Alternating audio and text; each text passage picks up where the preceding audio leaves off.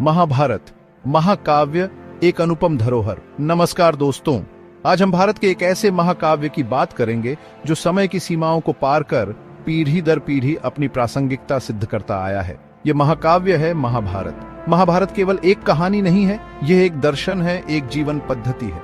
यह ग्रंथ हमें धर्म, कर्म, नीति और मानवीय मूल्यों की शिक्षा देता है। यह हमें बताता है कि सत्य और न्याय के लिए संघर्ष करना कितना महत्वपूर्ण है। महाभारत में जीवन के हर पहलू को छुआ गया है। प्रेम, घृणा, ईर्ष्या, त्याग, वीरता, कायरता, सब कुछ इस महाकाव्य का हिस्सा है। यह हमें सिखाता है कि जीवन में सुख और दुख आते जाते रहते हैं। हमें धैर्य और साहस के साथ उनका सामना करना चाहिए। महाभारत का संदेश सार्वभौमिक है। यह हर युग के लिए, हर समाज के लिए प्रासंगिक है। आज भी जब हम अन्याय, भ्रष्टाचार और हिंसा से घिरे हुए हैं, तब महाभारत हमें सही और गलत के बीच अंतर समझने की प्रेरणा देता है। यह हमें सिखाता है कि हमें कभी भी बुराई के आगे नहीं झुकना चाहिए। तो आइए इस महान ग्रंथ के पन्नों को पलटें और अपने जीवन को सार्थक बनाने वाली सीख हासिल करें।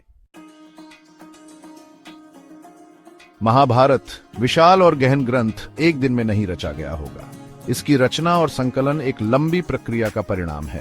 माना जाता है कि महर्षि वेद व्यास ने इस महाकाव्य को रचा था, लेकिन महाभारत का इतिहास इससे भी प्राचीन है।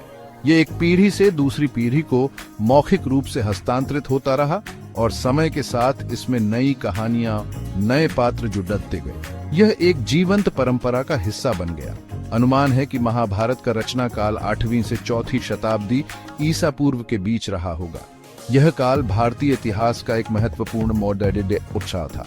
यह वह समय था जब भारत में धार्मिक और सामाजिक परिवर्तन हो रहे थे। महाभारत में उस समय की झलक मिलती है। यह हमें तत्कालीन समाज, संस्कृति और दर्शन को समझने में मदद करता है।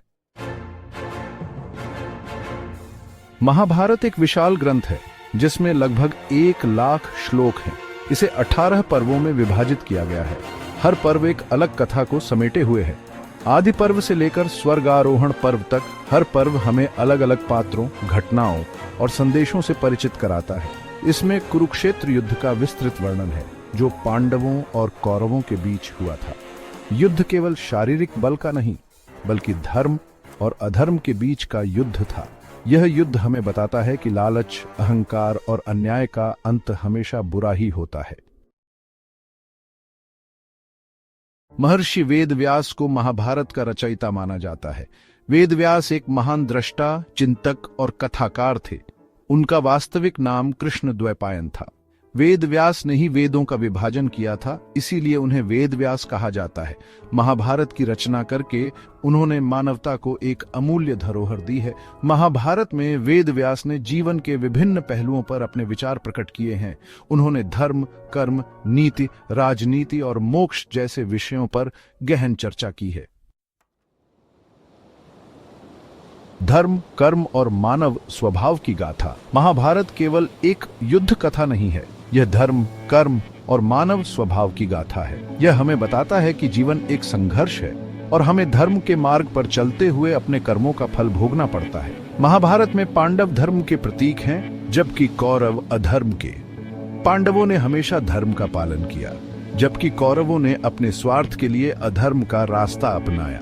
महाभारत हमें सिखाता है कि हमें हमेशा धर्म का साथ देना चाहिए, भले ही इसके लिए हमें कितनी भी बड़ी कठिनाइयों का सामना क्यों न करना पड़ी थे।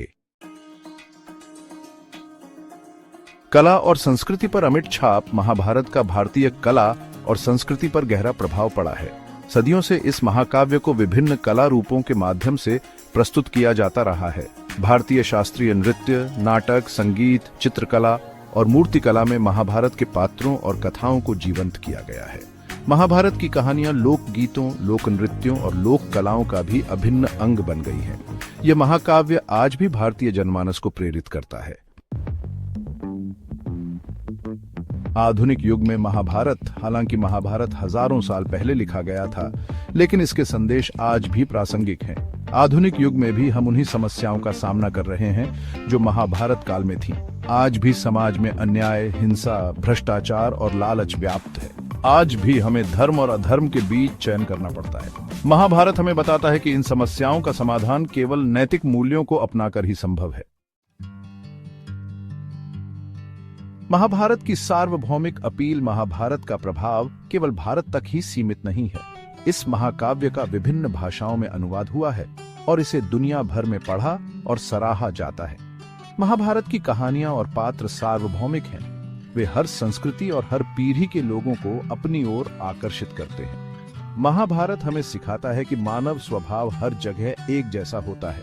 प्रेम, घृणा, ईर्ष्या, त्याग, वीरता, ये सभी भावनाएं हर इंसान में होती हैं, चाहे वह किसी भी देश का हो या किसी भी धर्म का।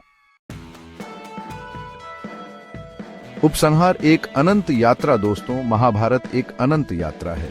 यह एक ऐसा ग्रंथ है जिसे जितना पढ़ते हैं उतना ही नया ज्ञान मिलता है। यह हमें जीवन जीने की कला सिखाता है, हमें सही और गलत के बीच अंतर समझाता है और हमें मानवता का पाठ पढ़ाता है।